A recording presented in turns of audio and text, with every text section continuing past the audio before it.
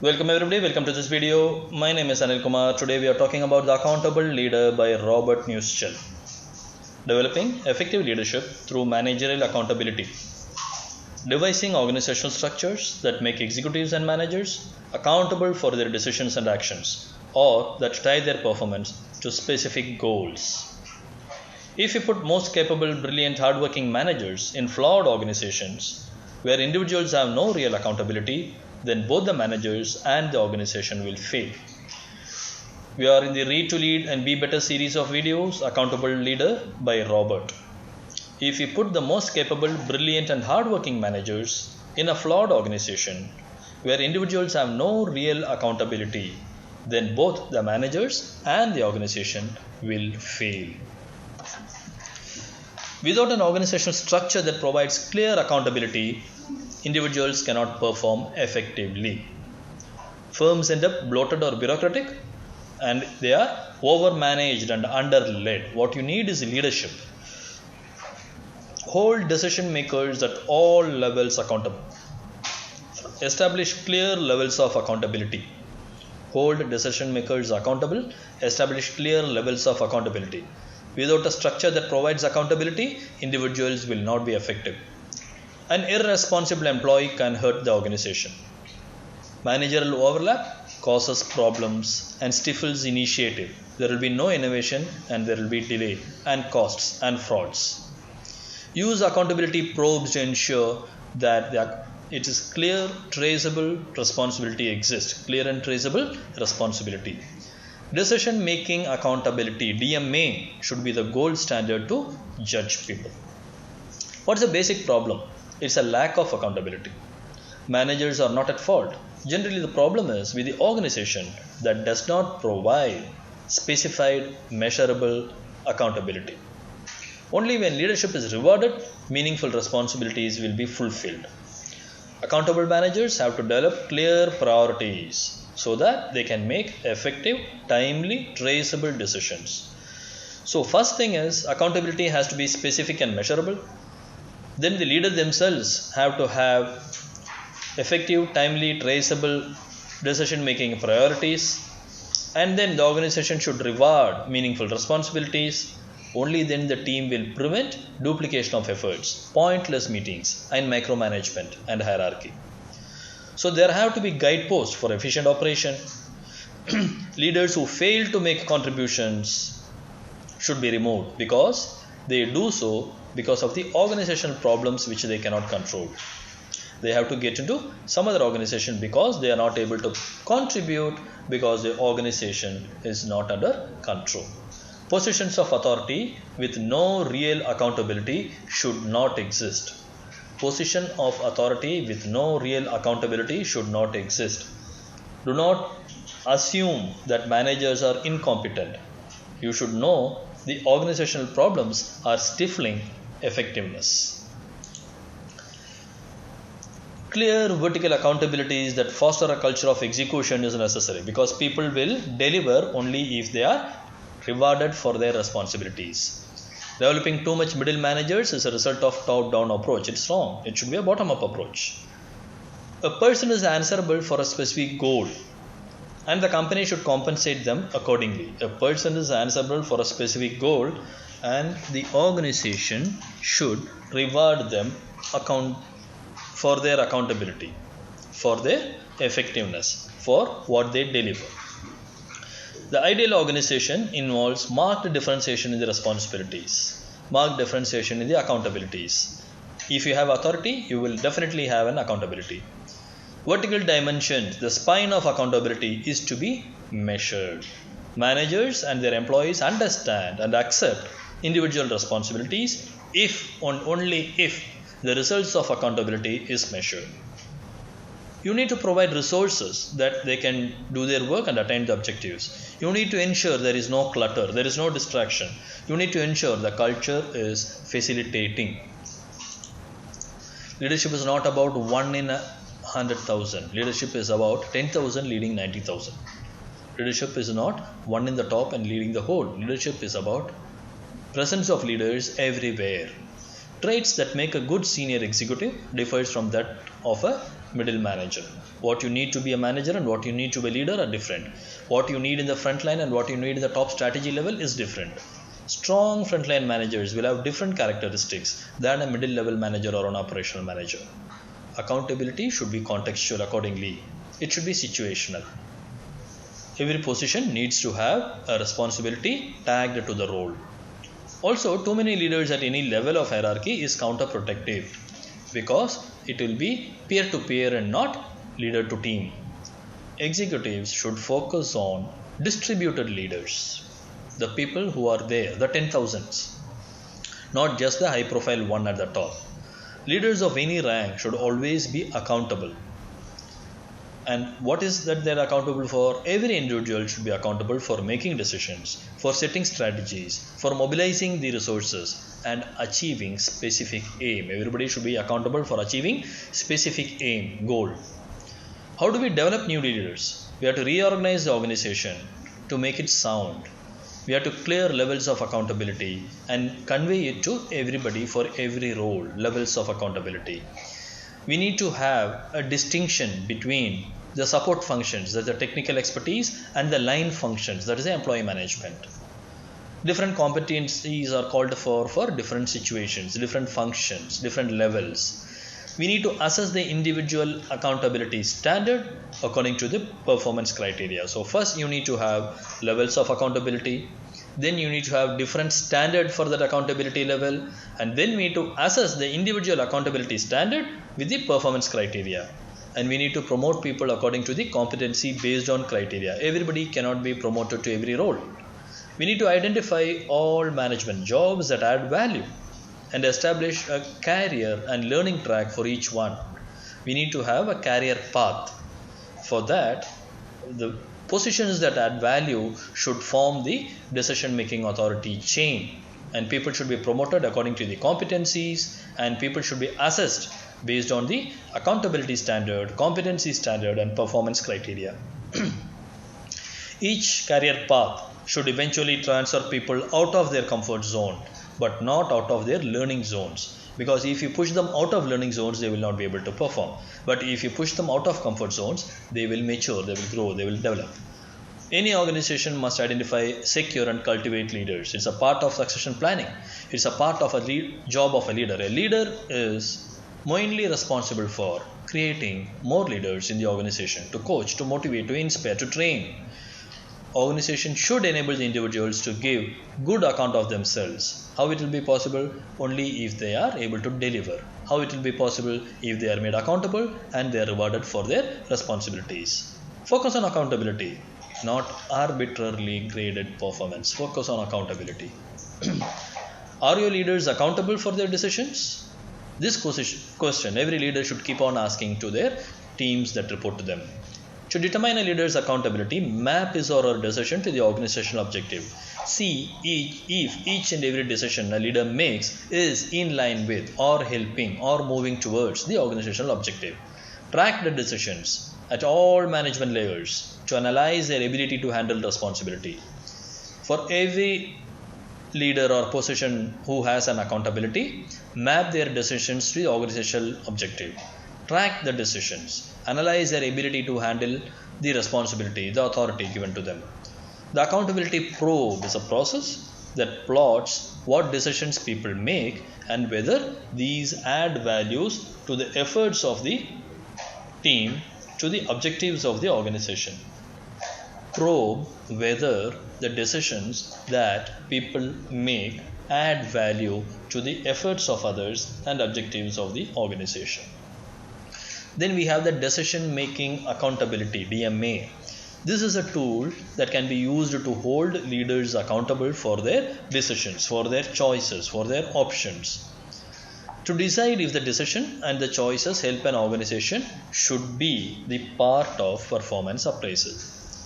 Talented individuals cannot contribute to their full capacity, to their full potential in a cluttered environment. What is DMA then?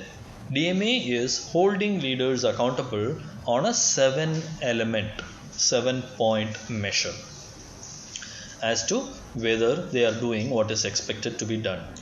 People can see who makes decisions. People can see who helps them. and people can see who helps them move forward. If a leader is not making the decision that helps the team to achieve their goal, then that decision is not helping the organization. What is a DMA? We need to measure a person's nature of work, resource complexity, problem solving, change, internal collaboration, external interaction, and task horizon. Nature of work is the very purpose of his existence, the raison d'etre, the outcome that the company expects. A leader is placed in that position by expecting something from him. The outcome that is expected from him is the nature of work. Resource complexity is the resources needed to do that job. Be it team, be it the tools, be it the techniques, whatever it is, the budget. The problem solving is a way the people think that is necessary to meet the job's challenges, the team's challenges, the problems in meeting the objective. What can a job holder change without referring to the next level? That is the ability to change. Every organization goes through change management. You always need innovative ways, critical thinking for innovative problem solving. Can you change something without asking your superior? That is what the decision that you make and you implement, and that is what you should be made accountable for. The good changes that you make should get rewarded. The wrong changes that you make should get punished. So the leader, when you go for the DMA to probe his capability of having accountability, change, what can the job holder change without referring to the next level, will be very important. Then comes the collaboration, the extent to which the team interacts to do the job, how collaborative you are. Then external interaction, the extent to which you cooperate and coordinate with other people in other teams to get the organizational goal and objectives is what is external interaction. Then comes the task horizon, the responsibility of the person that he has set himself, the accountability level to meet the deadlines. Are you able to get short-term goals done? Are you able to cover the thing over a long-term goal horizon? So in what period you did what? So these are the analytics that we do. The decision making accountability, determining if the leaders are being held to account in these 7 elements for their assigned roles that fit the organizational plans and objectives. That is, are you making decisions that helps the team and helps the organization in these aspects? What you have been appointed for, what resources you have and how you use the resources limited, how you solve the problems, how you make changes without involving other people and bring positive influence, how you collaborate with the people within the team, how you collaborate with inter-team, inter-department, intersection, inter-division team, and then in what horizon you get what things done. Work exists in a hierarchy of specific levels. Everywhere there is a hierarchy. The higher the executive, you will have a large objective or a long-term plan for the organization. Managers have broader goals.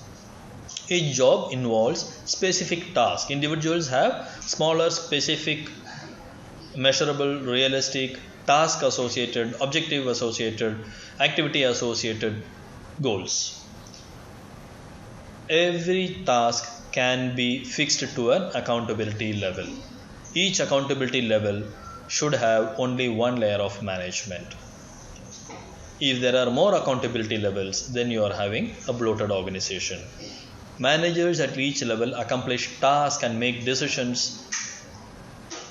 And if a manager is taking a decision that can be done at a lower level, then it is having unnecessary multiple levels. You should make only those decisions that cannot be made at lower level and that need not be made at higher level.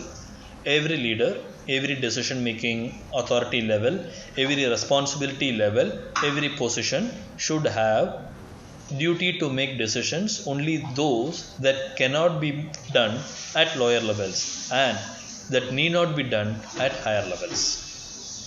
Executives can establish accountability clearly for all managerial decisions and for each manager's positive or negative results. So there has to be accountability level, there has to be only one layer of management, and the specific task should be something that should be done at your level, that cannot be done at a level lower, and that need not be done at a level higher. This is how the DMA will be implemented, the decision making accountability matrix. What's the front line? The frontline workers generally make up 80% of the company's people. That each frontline worker has a decision making accountability, clear and unobstructed. Mostly these are the hidden leaders of yours. They are the face of your company. They are at the grassroots level. You will have hidden leaders and they should have the freedom to ensure the company's value promise to the customer is given to the customer, so that the customer perceives the value and returns in the form of more business. Overlapping responsibilities undermines efficiency because the worker and customer will have dissatisfaction. Managers who set the objectives, delegate the work and responsibility, and monitor frontline employees need sound judgment and astute analytical abilities and be capable of fixing problems as they arise. They have to prioritize the work activities and allocate resources. So, if you are a manager of a frontline worker, then you need sound judgment and you should be capable of fixing problems, because you are the one who set their objectives and responsibilities to these frontline staff. You have to ensure there is no overlapping and you have to ensure the accountability is clear and their work path is unobstructed. Working at level 1 in the organizations are the frontline employees. Then you have level 2, level 3 types of establishments. You need to have clear accountability established by defining the work, the activity, the role, the responsibility, the outcome expected, and how they will be accountable for. The organization needs to base the compensation based on performance. The organization needs to base the promotions based on the performance on these decision making accountability metrics. Grading, ranking, valuation should not be quantitative but on the quality of the decision. The valuation of a person or a role should be based on the quality of the decisions. Jobs without accountability are futile exercise. It just helps to bloat the bureaucracy of the organization and employees' ego. It does not serve the core mission, the value, the purpose of the organization. Do not have multiple management layers at the same accountability level. This is very, very important to have an accountable leader. If you need to have accountable leaders in your organization, do not have multiple management layer at the same accountability level. Do not have multiple management layers at the same accountability level. For different level of accountabilities, you need to have multiple different layers of management. Each layer should be having the duty to do only those tasks that need not be done at a higher level and that cannot be done at a lower level. Carefully delineate the work, maintain clear scheme, clean the organizational structure, promote people wisely, evaluate based on the quality of decisions. Employees who perform brilliantly in one rank may peter out in the other. So, we need to not move them out of their areas of expertise. The lines of oversight. A manager's span of control depends on the type of work the frontline employees are doing. The degree of technical support required. That is the span of control. There is no hard and fast rule. You can start at the bottom, the front line, and work your way up. Then you will get the ideal ratio. The other way around, when it is top down, it will become a bloated bureaucratic organization. Nothing should be done by a larger and more complex organization which can be done as well by a smaller and more simple organization. If a team of 2 can do something, then there is no necessity for a team of 20. You have too many leaders if you have more than 6 management layers. Any organization can have on an average up to 6 management layers. In US, based on the studies made on top 500 corporates, it has been found that if you have a 5 billion in revenue or cost, then you can have 6 layers of management. And you can have 8 layers if the 5 billion becomes 50 billion and 9 layers if it becomes $150 billion in revenue or cost. So normally you can have 6 to 7 layers of management. And the layers of management is you should not have more than 1 layer of management at the same accountability level. Everybody are managing people. When the leader is higher up, he manages more people. Sub-managers are there, departmental managers, organizational managers, team managers. For example, when you are a manager at a team level 3, you will have some 500 people reporting into you. If you are above and if you are at manager level 4, then you will be making strategic decisions. You will be the executive team. If you are still above level 4, level 5, you should have 5,000 to 15,000 employees, or else there is no need for that sort of levels of managers. Too many layers of accountability or too many layers of management is not good for the organization because it becomes difficult to implement. So lack of accountability is a reason for not getting effective results. You should reward for their responsibilities. You should provide them clear guidance and convey to them the expectations. Developing new leaders is a job of every leader. If you are accountable, then your decisions needs to be looked into by the decision making probe or the DMA, decision making authority matrix. The frontline managers should be given powers and proper decluttered environment. The lines of oversight depends on how much profit or how much value the company is adding and how many people are there. Accountability is a guidepost for efficient operations. To make real contributions, you need accountability to be fixed, to be clear, to be clearly communicated. We need to understand the traits, the characteristics of managers at all levels, and we need to understand that is different requirement at different level, and we need to focus on the distributed leader, the hidden leader. It is the 10,000 leading 90,000 that will give you the actual results, not one leading 100,000. Define clear levels of accountability for every job, every competency standard, every performance criteria. It has to be differentiated, and evaluation should be based on the results, the decisions, the quality of the outcome. Have only jobs that add value. Have only jobs that add value. We need to plot the decisions that people make to see whether these decisions add value to others. We need to see whether the leaders are being held accountable on that 7 elements of the DMA to understand whether the decisions are in line with or in sync with the institutional objectives. The nature of work, resource complexity, problem solving, change, internal collaboration, external interaction, and task horizon are the DMA points. Frontline workers generally take up 80% of the company's personnel. Be sure each frontline worker has a decision making accountability. It is clearly communicated and it is unobstructed. The people should be able to do their work. We need to provide the tools and the resources, training, etc. The manager's span of control, the lines of oversight depends on the type of work that people are doing, the degree of the technical support required, and similar factors. So it has to be bottom up, not top down. Thanks for listening. We were talking about how you can be effective as an accountable leader and how to bring in effectiveness through managerial accountability.